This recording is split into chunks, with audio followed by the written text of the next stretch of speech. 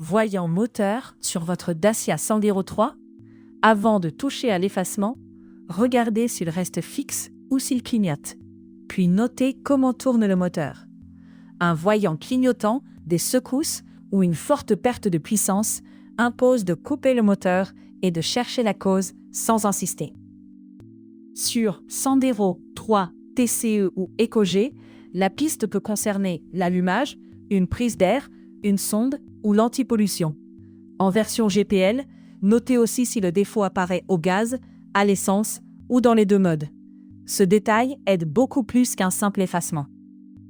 Branchez Dr OBD sur la prise située sous la planche de bord, à gauche du volant. Relevez le code exact, son statut et les données figées si elles sont disponibles.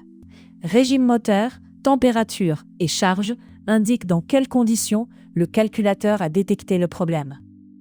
Moteur arrête, contrôlez d'abord les connecteurs accessibles, les duribles d'admission et les traces évidentes. Si le code vise des rades de combustion, vérifiez l'allumage avant d'accuser un injecteur. Gardez toujours une photo du code et du contexte avant toute action. Dans Guide Diag Auto, ouvrez Dacia, Sandero 3, puis Voyant moteur allume. Comparez le code avec les symptômes.